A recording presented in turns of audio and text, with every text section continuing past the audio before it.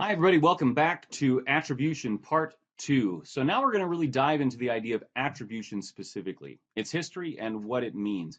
So attribution means just to attribute something, right? So attribute means to find the source or find the authorship, for example. So attribution in this case means understanding why people do what they do, understanding the cause of other people's behavior. So you make an attribution when you figure out why did Dr. Curtis assign us that assignment, something like that, right? So attribution is why did that guy just do a backflip? Why did that girl just flip me off? Whatever the behavior happens to be, finding the cause of it, that's attribution. So your effort to understand the cause behind other people's behaviors, and we also make attributions about our own behaviors, why we behave the way that we do. So let's start with the basics of attribution theory. We're going to start with Heider, 1958. Now remember, Fritz Heider is also the guy who did balance theory. Yeah, we love Heider. Anyway, Heider was also the one who did naive psychologist. So naive psychologist is based off of attribution. People, as naive scientists, try to understand other people's behaviors. What they do is they piece together information until they arrive at a reasonable explanation or a cause. Now, the reason why they're called naive is because people are not very good at it. You also remember Kurt Levine's field theory. And in field theory, we had behavior is a function of the person and the situation. Those are the two fields of forces in Kurt Levine's field theory. Well, Heider's naive psychology theory says that, well, when we, as naive scientists, we meaning humanity, make an attribution about somebody, we look at one or the other of those two aspects of field theory to figure out why somebody did what they did. So the first kind of attribution that people make is an internal attribution. An internal attribution is that somebody did something because that's their personality. That's who they are. Internal to them, that is who they are. So why did that girl flip me off? Because she is evil, right? Her personality is she is evil, and that's why she did that. That's an internal attribution. An external attribution is the situation part, something outside of the person, external to the person, was the cause of that person's behavior.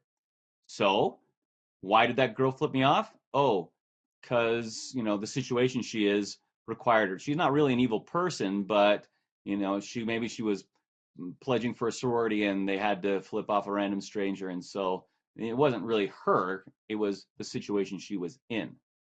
An external attribution. Let's do an example of this. So watch this video and tell me, why is this man dancing? Or at least think about, why is this man dancing?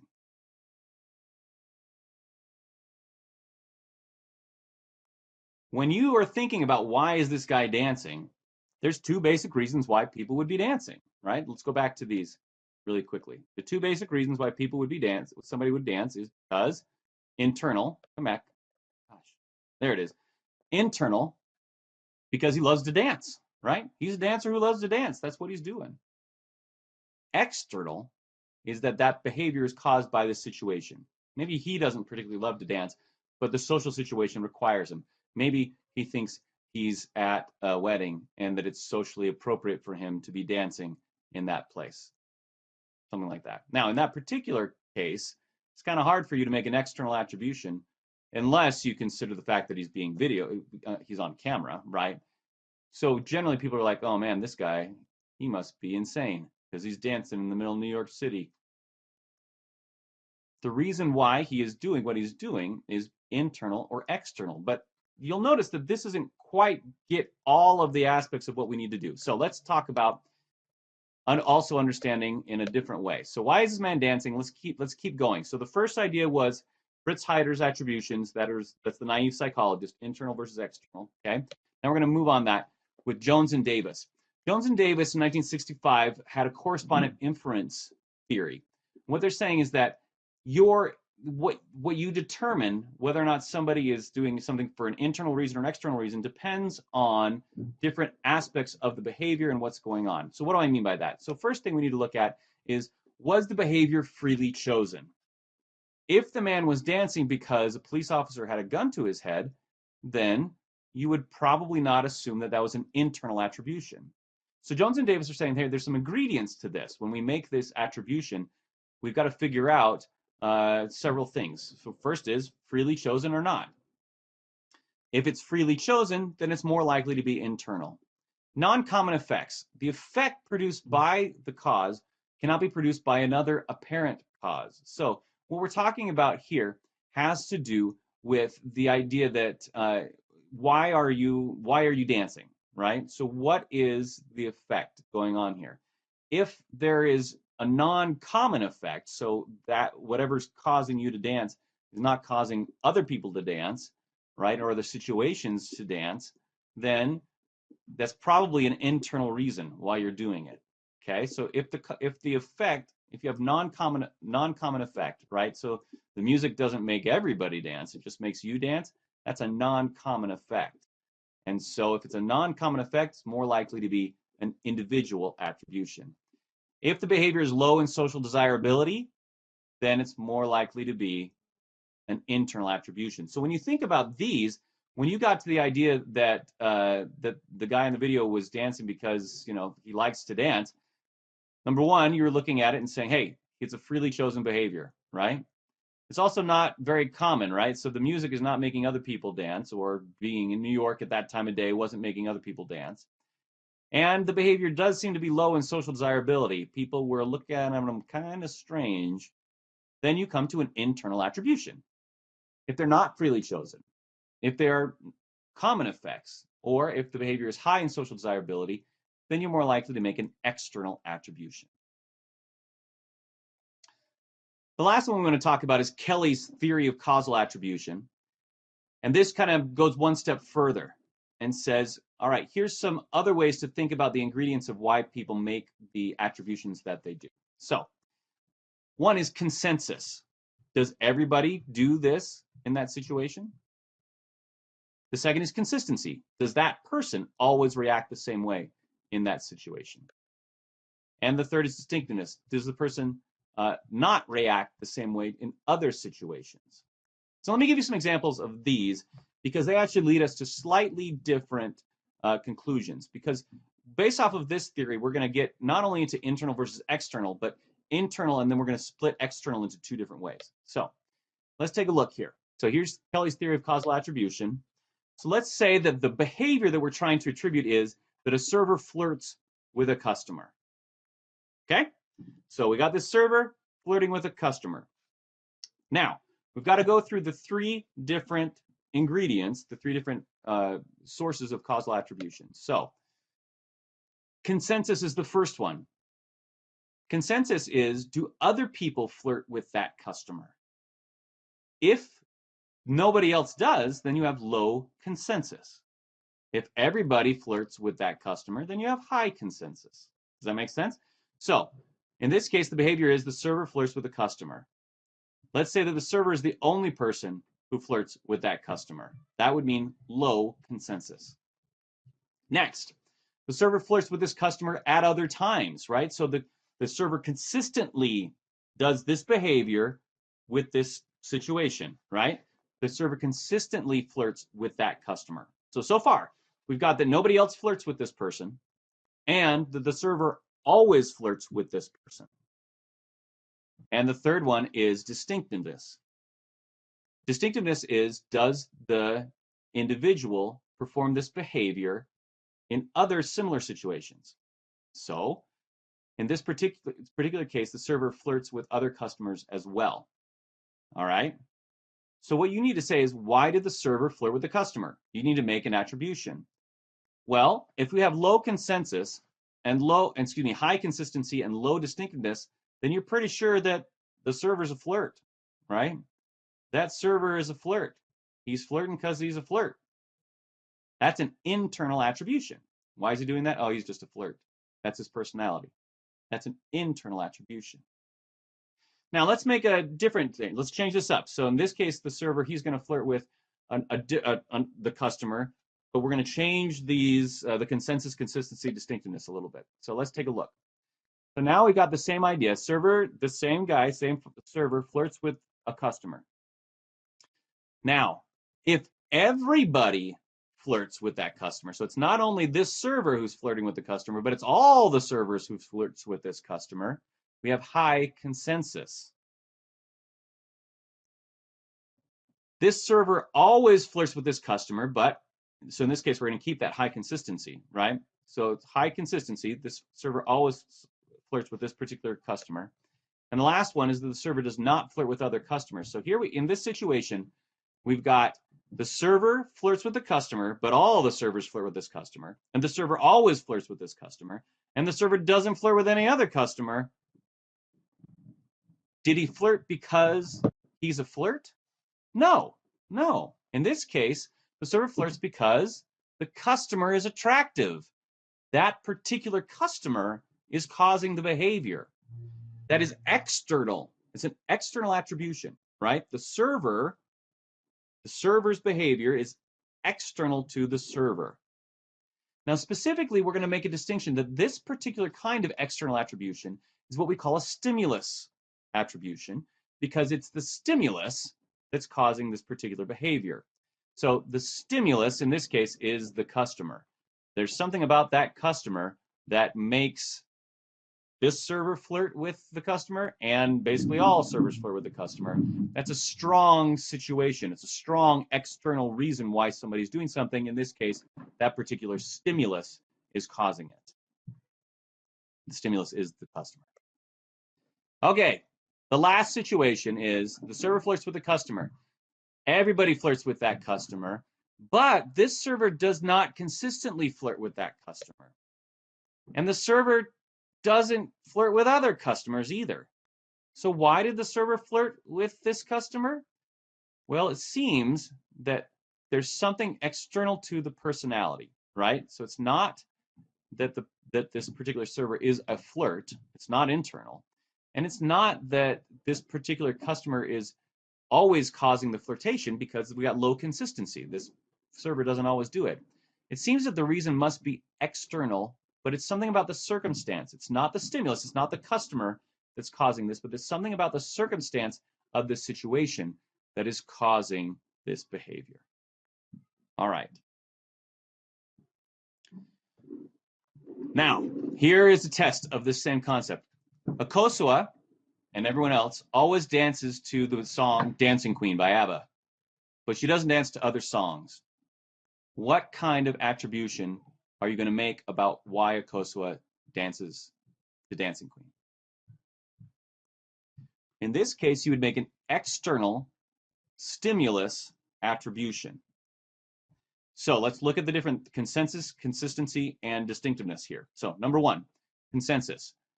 Everyone dances to Dancing Queen. So we have high consensus, okay? Akosua always dances to Dancing Queen. So we have high consistency. But she doesn't dance to other songs. That is low distinctiveness. And when we combine those things together, we see, come back, this one right here. Oh, wait. Sorry, not that one. I didn't go back far enough. Here it is. There you go. High consensus, everyone dances to Dancing Queen. High consistency, Akosua always dances to Dancing Queen. And high distinctiveness. So in this case, she's very distinctive. She doesn't dance to every song. We would make an external attribution about that, but it's the stimulus that's causing it. It's the stimulus, the song Dancing Queen, that's causing the behavior. It's external to Akosua. It's just that that particular situation, Dancing Queen, the stimulus of Dancing Queen just causes dancing. That's what's happening. All right. Let's go on. What we've just discussed, the Hyders, Jones and Davis and Kelly, those models that we've talked about, those are what we call normative models. They're how people should make attributions, right? So logically, if we've got all these things together, then that's how people should make their attributions. Turns out that that's not always the case. So we need to talk about sources of error. So the way if error means not following those particular models, then we'd call that error. People don't always follow these models. So let's talk about why and how. So let's start with this. Imagine that you're driving and somebody cuts you off on the freeway. What kind of attribution are you going to make about that behavior? So the behavior is that person cut you off. What kind of attribution are you going to make? Most people make an internal attribution. So why did that guy cut you off? Because he's a jerk. Him being a jerk is internal to him. That's his personality, right? His jerkiness is internal to him. It's an internal attribution. You generally don't say, oh, you know what, I think that he's probably just, he's trying to get to the hospital because his grandma is about to die, and you don't go through that process. Oh, what a jerk. You just use an internal attribution. This is an example of what we call the fundamental attribution error. More appropriately, it's called the correspondence bias. So when people make attributions about other people, they tend to make internal attributions. Why did the guy do that? Because he's a jerk. When we make attributions about other people's behaviors, we overestimate the role of dispositional causes. A disposition means an internal, personality. Your disposition is like your personality. This is called the correspondence bias, also called the fundamental attribution error. Okay. If, though, people are motivated to pay attention to the situation of what's going on, then they might not make this error, right? But in general, people tend to make an internal attribution about other people's behaviors. Now, let's change this, and this time it's you. You're the driver. You cut somebody off. What attribution will you make about your own behavior? Very few people say, oh, here I am driving around. Oh, I just cut somebody off. Oh, it's because I'm a jerk and a bad driver. You don't do that. That would be an internal attribution, by the way. Your personality is what caused the behavior. I'm a jerk. That's why I did that jerky thing. Instead, you say, oh, man, I really need to make that exit because I'm running late. And you start to talk about all the external reasons. It's not because you're a jerk. It's because, oh, you didn't have a choice. It was external. It was the situation that caused it. This is what's called the actor-observer effect. This is the tendency to attribute our own behavior to situational factors, but others' behaviors to dispositional factors. So situation, remember, that's the same as external. Dispositional, remember, that's the same as internal. So what Jones and Nisbet are saying is that when we make attributions about ourselves, things start to change. We start to look at the situation, right? So when I do stuff, it's because, I cut him off because I had to. I didn't have a choice. I mean, I had to make that exit, and I'm running late, that kind of stuff. Versus, why did you cut me off? Oh, because you're a jerk. Now, the reason why do we do this? One main reason why is because we have different information about our own versus other people's behaviors. We like it. It's neat and clean for us when people do stuff because of their personality, right? He did a bad thing because he's a jerk, right? That's nice and clean. But we don't have as much information about the situation and about the circumstances when we make attributions about other people, but we do when we make attributions about ourselves, right? You know that you're running late and that you're going to miss your exit, etc. But the person you cut off doesn't know that stuff, and is more likely to just call you a jerk. It's interesting, though, that when both the actor and the observer have access to the same information, we start to lose the actor-observer difference. So what do I mean by that? Well, one simple way that you do this is by having people have a conversation, but you videotape, or you just get your phone, right? You record from both points of view. So let's say that I'm talking to my wife, right? And we're having an argument, right? Let's say that there's also a video camera behind each of our heads pointed at the other person. So what happens is if you show me, well, so normally I would say, well, why was she so angry at you? Oh, she's just that way. She's a jerk, right? You make an internal attribution. But if you show me the video from her point of view, so show me the same conversation, but this time I'm watching from the camera that was behind her head, literally from her point of view, then I'm like, wow, I bet she said that more because, I was being kind of rude in the way I said that, and I kind of understand the circumstances of what's going on. So this distinction breaks down when we actually take the place of each other, when we put each other in the other person's point of view, right? Walk a mile in the other person's shoes. This breaks down when we can take the other's point of view. If I win the Nobel Prize, what attribution will I make? So if you want to think about it for yourself, I don't care. But this is a person attribution. I won the Nobel Prize. Why did I win the Nobel Prize? I won the Nobel Prize because I'm a genius. That's why. That's an internal attribution. My intelligence, my abilities, my chutzpah, whatever it is, I am a genius. That's why I got the Nobel Prize. You don't say, oh, it was just kind of a random circumstance. I just, happened to be at the right place at the right time. That would be an external attribution. So wait a minute, though. Didn't I just barely tell you the actor-observer effect, that when you're talking about your own behavior, you're going to make an external attribution? We just made an internal attribution about my own behavior, win the Nobel Prize. So what's going on? Well, it turns out we have what's called the self-serving bias, and we actually have mentioned this previously. But a self-serving bias says, all right, let's look at the outcome of whatever the behavior was. If it was a positive outcome, then I'm going to make an internal attribution. If it's a negative outcome, I'm going to make an external attribution. But this is only for my own behaviors, only for me, only for me. So if I get an A+ on the exam, why did that happen? Oh, it's because I'm a genius, internal attribution.